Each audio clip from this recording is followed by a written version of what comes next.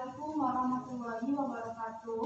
Waalaikumsalam warahmatullahi wabarakatuh. Selamat siang anak-anak. Siang.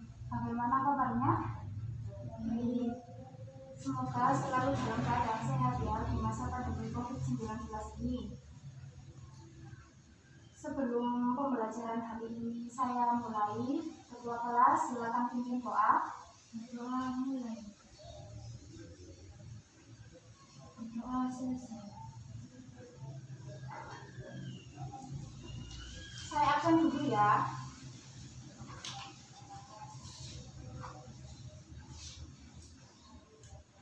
Agustin Salsabella, Aimin Bia Ariski Putri Maheswari, Dwi Rahmadani, Reni Agustina Wulandari, Linda Trinovianda.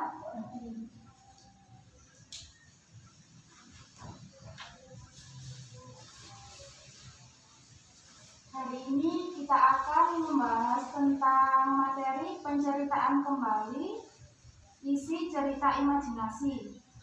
Diharapkan setelah pembelajaran hari ini anak-anak dapat menceritakan kembali isi cerita imajinasi menurut bahasa kalian sendiri ya. Sebelum kita masuk ke materi, saya akan mengulang materi yang minggu lalu. Masih ingat materi minggu lalu? Masih. Saya akan bertanya kepada kalian ya. Apa pengertian dari cerita imajinasi Mbak Bella? Cerita fiksi imajinasi atau drama imajinasi yang diciptakan penulis pada cerita imajinasi visual yang tidak mungkin menjadi mungkin terjadi.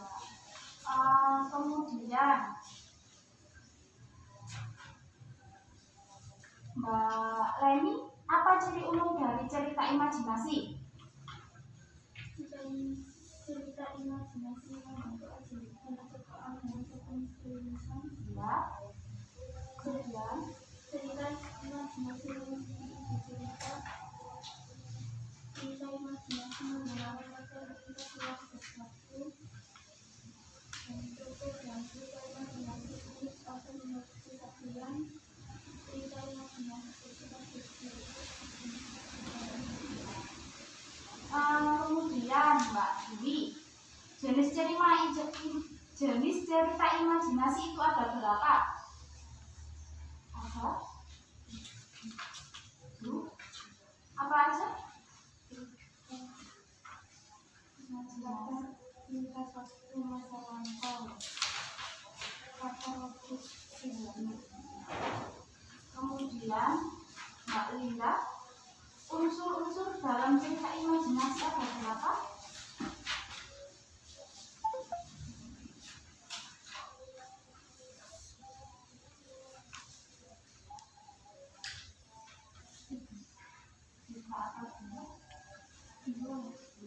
Apa? Unsur cerita imajinasi Dan unsur ekstensi cerita imajinasi. terakhir ya Mbak Lydia, sebutkan unsur-unsur intrinsik cerita imajinasi. Tema, karakter, novel, Ya. sudut pandang, alamat, alur. Ya. Sudah ya, sudah paham ya materi yang kemarin ya. Sekarang kita akan masuk ke materi yang selanjutnya, yaitu penceritaan kembali isi cerita imajinasi. Saya akan memberikan materinya.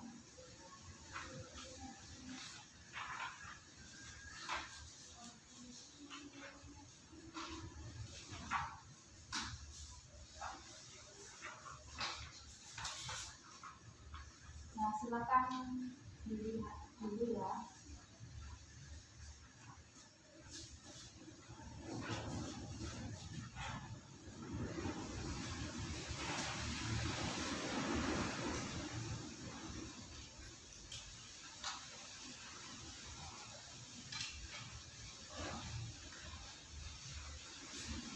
Saya jelaskan ya. Yang pertama, penceritaan penceritaan kembali isi cerita imajinasi. Penceritaan kembali isi cerita imajinasi itu ada dua macam. Penceritaan kembali isi cerita imajinasi secara tertulis dan secara lisan. Kalau secara tertulis, langkah-langkahnya membaca cerita imajinasi dengan seksama. Jadi nanti kalian ketika diberikan guru atau saya berikan cerita imajinasi, kalian baca dulu, kalian teliti dulu, resapi apa isi dari cerita imajinasi tersebut. Kemudian yang kedua, menentukan peristiwa-peristiwa yang terdapat dalam cerita imajinasi. Jadi nanti diurutkan dari yang awal, peristiwanya apa, cerita imajinasi itu peristiwa-peristiwanya apa saja. Kemudian mengembangkan peristiwa-peristiwa tersebut menjadi sebuah cerita imajinasi dengan kalimat sendiri. Jadi setelah kalian menemukan peristiwa-peristiwa di dalam cerita imajinasi tersebut, kalian bisa membuat atau menceritakan kembali isi dari cerita imajinasi berdasarkan bahasa kalian sendiri. Jadi kalian bisa menceritakan menggunakan bahasa kalian sendiri. Semisalkan sekalian saya kasih contoh cerita kayak Malin Kundang gitu ya. Itu kan setelah kalian baca, kalian bisa menceritakan kembali isi cerita dari Malin Kundang. Tetapi cerita kalian sama cerita yang asli itu kan intinya sama tapi bahasanya berbeda, ya kan ya? Ya. Kemudian yang kedua yaitu penyampaian kembali isi cerita imajinasi secara lisan. Langkah-langkahnya yang pertama sama seperti yang penceritaan kembali isi cerita imajinasi secara tertulis. Yang pertama juga membaca keseluruhan kisah atau peristiwa dalam cerita imajinasi. Ini adalah hal pokok yang harus kalian lakukan ketika ingin menceritakan kembali isi cerita imajinasi. Harus dibaca dulu dengan teliti, diresapi setiap kalimatnya, setiap paragrafnya, biar nanti ketika kalian menceritakan apa yang kalian ceritakan tidak loncat-loncat, biar runtut ya. Yang kedua, mencatat tokoh-tokoh dalam cerita imajinasi ini juga perlu, karena nanti kalian kan menyampaikannya secara lisan, jadi harus hafal tokoh-tokoh dalam cerita imajinasi itu siapa saja, biar tidak lupa, biar tidak terjadi kesalahan, kalian tulis G. Yang ketiga, mencatat peristiwa-peristiwa penting dalam cerita imajinasi. Peristiwa-peristiwa penting akan menunjukkan tahap-tahap alur. Peristiwa dalam cerita imajinasi itu disebut kejadian. Peristiwa dalam cerita imajinasi dibedakan menjadi peristiwa fungsional, kaitan, dan aduan. Sama juga di materinya.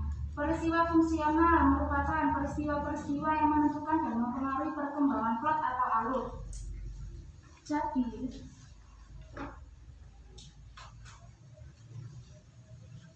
Jadi kalau peristiwa fungsional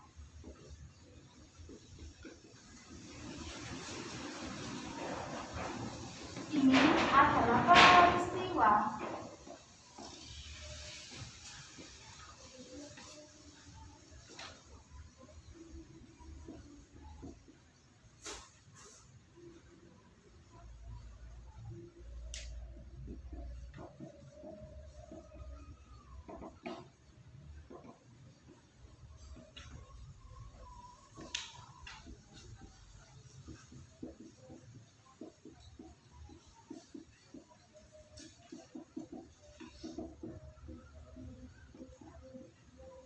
Jadi, peristiwa fungsional itu adalah peristiwa yang harus ada dalam kalian menyampaikan cerita imajinasi secara lisan.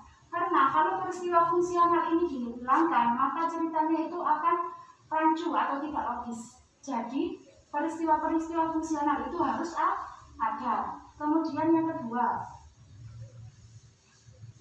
peristiwa kaitan. Peristiwa kaitan merupakan peristiwa-peristiwa yang berfungsi mengaitkan peristiwa penting dalam urutan penyajian peristiwa. Jadi, kalau peristiwa kaitan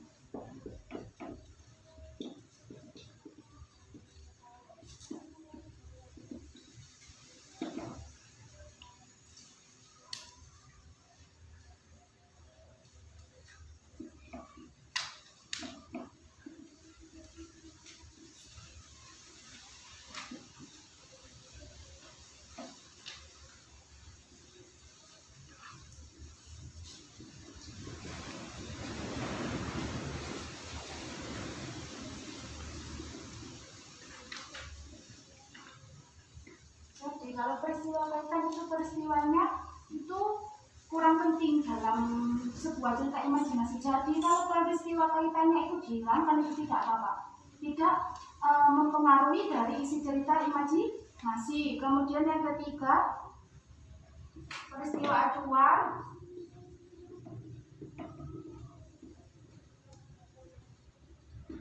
Peristiwa acuan adalah peristiwa yang tidak secara langsung berhubungan atau berpengaruh dengan perkembangan alur, tetapi mengacu unsur-unsur lain. Jadi peristiwa acuan ini boleh dihilangkan dalam cerita imajinasi karena juga tidak mempengaruhi.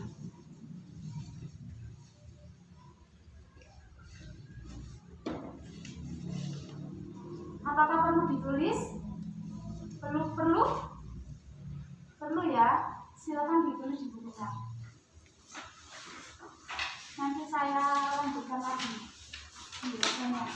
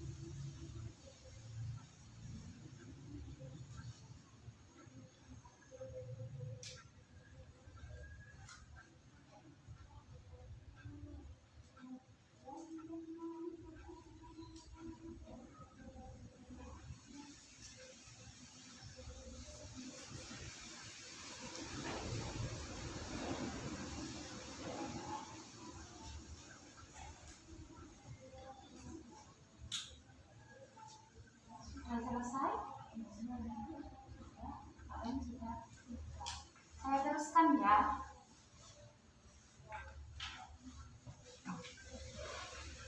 Sekarang sampai yang nomor 4 ya. Mencatat latar cerita imajinasi.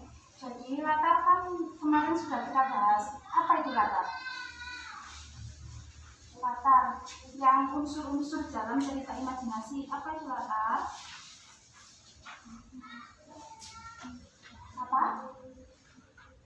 Yang keras apa Mbak Linda? Nah,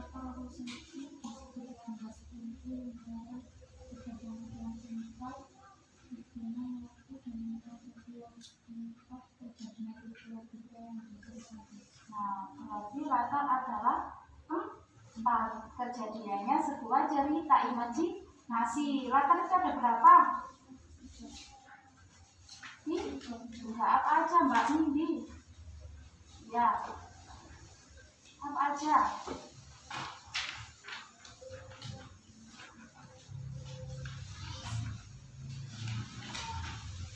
Mbak Leni? Nah, kalau latar tempat itu contoh seperti di rumah itu latar tempat. Kalau latar waktu, contohnya apa Mbak Dwi? Apa? Nah, dibagi ya. Contohnya ya, kalau latar sosial itu tentang kaya adat istiadat ya. Jadi harus dicatat latar cerita imajinasi agar latarnya itu tidak hilang di dalam cerita imajinasi tersebut ketika kalian menceritakan kembali isi dari cerita imajinasi. Kemudian yang kelima, menceritakan kembali cerita imajinasi berdasarkan tokoh, peristiwa, dan latar yang telah dicatat. Jadi setelah kalian mencatat tokoh tadi yang awal, kemudian menemukan peristiwa-peristiwa fungsional, kaitan, dan acuan tadi, kemudian mencatat latar, kalian menceritakan kembali isi cerita imajinasi secara lisan berdasarkan tokoh, kemudian peristiwa dan latar yang sudah kalian catat itu tadi ya. Kemudian yang nomor 6,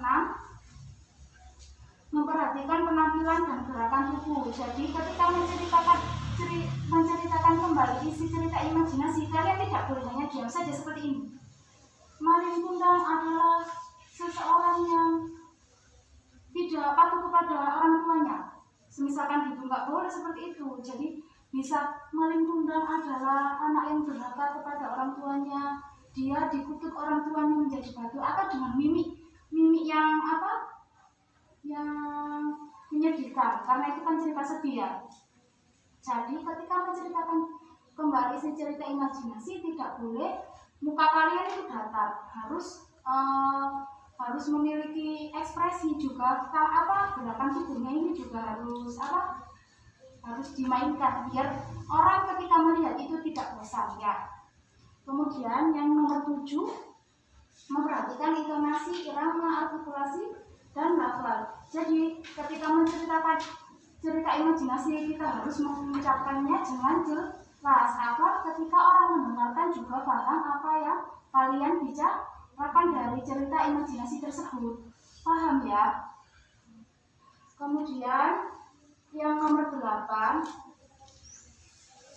menceritakan bagian pembuka, inti, dan penutup secara urut. Jadi kalian ketika menceritakan cerita imajinasi harus secara urut, dari pembuka dulu. Pembukanya apa aja, nanti diceritakan sedikit intinya. Kemudian inti dari cerita itu apa, diceritakan juga sedikit menggunakan bahasa kalian sendiri. Penutupnya juga apa, begitu. Jadi kalau misalkan nanti pembuka bagian inti dan penutupnya tidak urut, nanti cerita imajinasi yang kalian ceritakan rancu, atau kalau rancu atau tidak jelas ketika didengarkan atau dilihat oleh orang lain ya. Nomor 9, mengakhiri dengan penutup cerita santun. Nah, setelah kalian selesai sampai bagian penutup harus diakhiri. Contohnya, demikian cerita imajinasi yang saya ceritakan hari ini, kurang lebihnya saya mohon maaf. Wassalamualaikum warahmatullahi wabarakatuh. Itu secara santun agar orang juga terkesan ketika kalian selesai menceritakan cerita imajinasi tersebut. Nah, sudah selesai ya materinya ya.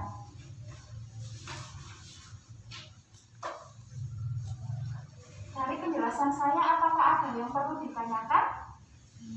Ya, silakan Mbak Bella. Apa maksudnya intonasi dan artikulasi? Apa maksudnya intonasi dan artikulasi.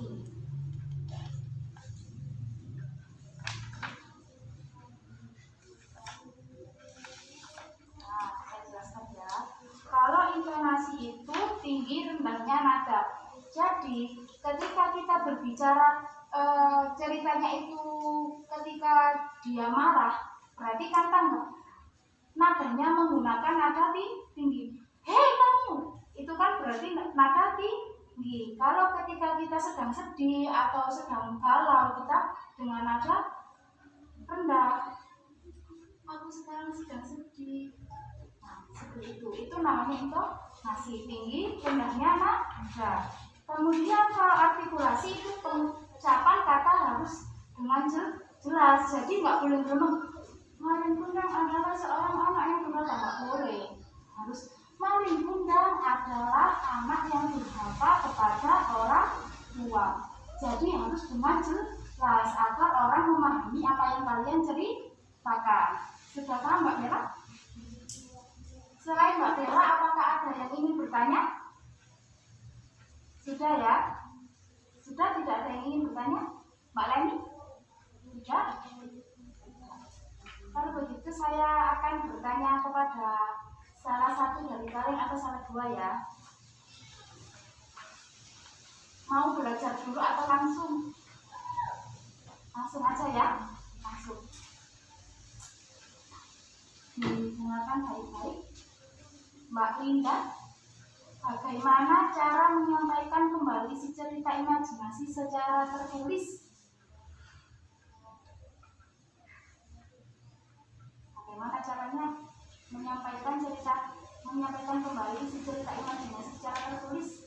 Membaca cerita imajinasi dengan seksama, Ya. menentukan peristiwa-peristiwa yang terdapat dalam cerita imajinasi, mengembangkan peristiwa-peristiwa tersebut menjadi sebuah cerita imajinasi dengan kalimat sendiri.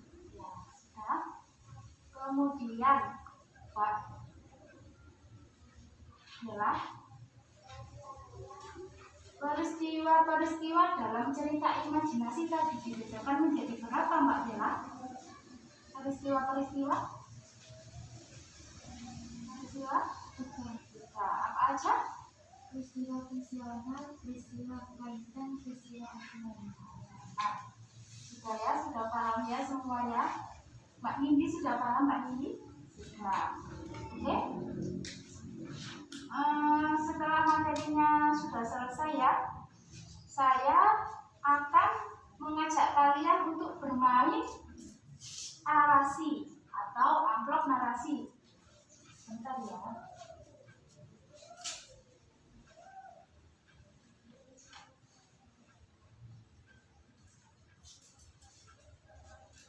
Nah, seperti ini penampakan dari narasi atau amplop narasi. Cara bermainnya seperti apa? Nanti kalian saya bentuk menjadi kelompok. Ini kan ada 5 anak, berarti saya bentuk menjadi 2 sama 3. Yang depan sama yang belakang ya. Kemudian setelah itu nanti perwakilan dari kelompok maju, kemudian mengambil nomor ini. Setelah misal kalian mendapat nomor 1, nanti dari nomor 1 ini soalnya kalian kerjakan. Nah, ini soalnya tentang apa? Tentang penceritaan kembali isi cerita imajinasi. Jadi di dalam setiap amplop ini ada 1 cerita imajinasi. Kemudian kalian baca dengan teliti. Kemudian kalian ceritakan kembali isi dari cerita imajinasi ini dalam bentuk tulisan. Kemudian setelah selesai nanti semua maju satu kelompok untuk mempresentasikan ya. Boleh seperti itu? Boleh ya. Langsung ya, kita mulai aja ya. Silakan perwakilan yang kelompok belakang dulu. Ayo silakan, siapa? Ayo Mbak Leni, silakan maju.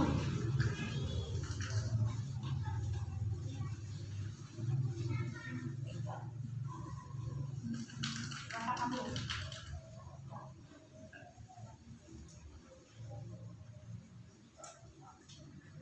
Nomor berapa? Silakan diambil nomor 3.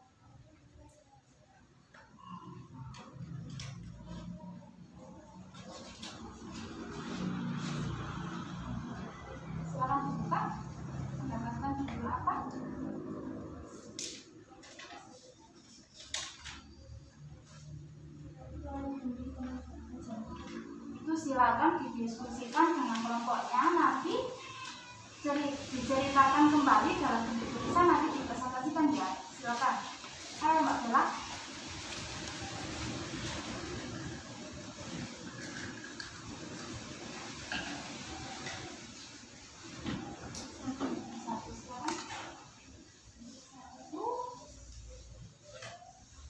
Silakan dilihat.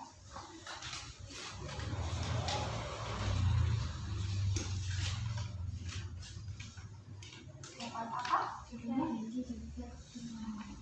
Silakan ya didiskusikan ke kelompoknya ya. Saya beri waktu 10 menit cukup? Cukup? Cukup. Oke. Mulai dari sekarang ya.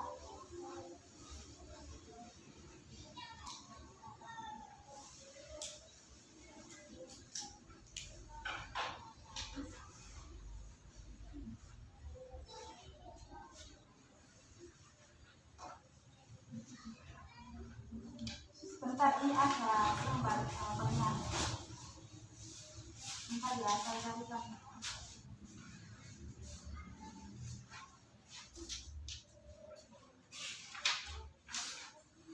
Satu-satu. Jangan lupa ditulis namanya, diisi kelasnya, sama ditulis judul ceritanya ya.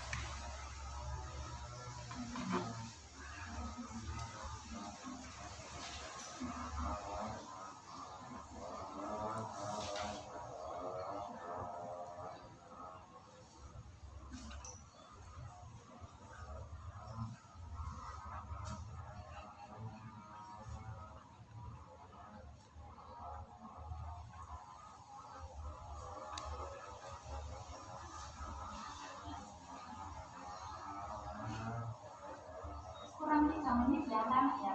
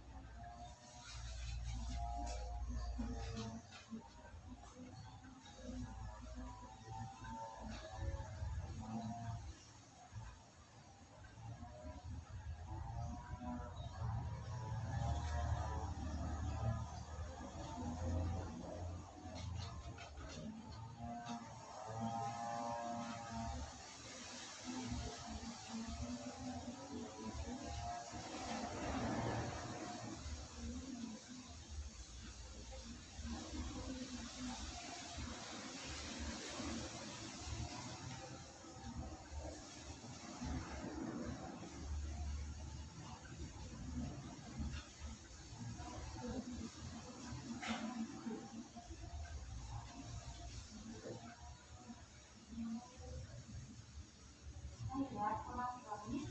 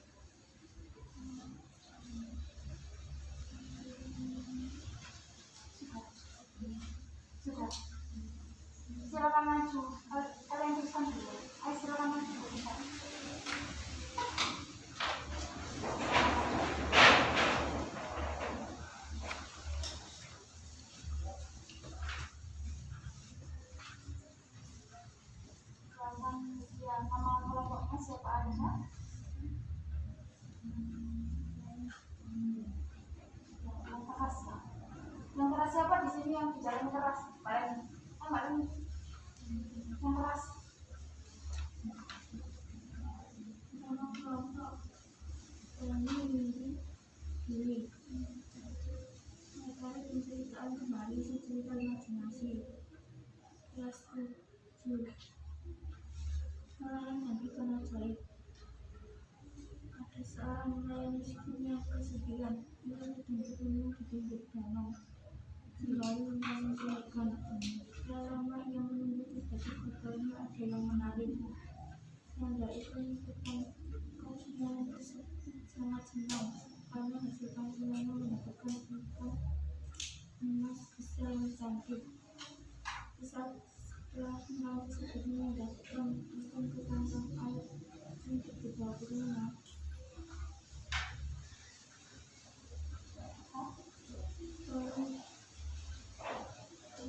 tolong lepaskan aku dari dalam sini. Aku ikan ajaib. Nah, sudah.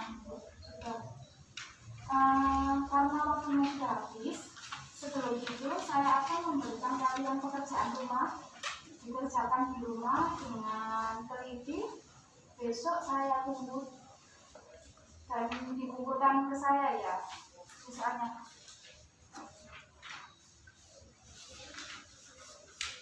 Nah, tempat jawabannya juga. Jangan lupa diisi namanya juga ya, sama kelasnya. Besok saya tunggu ya, dikumpulkan ke saya ya, anak-anak ya.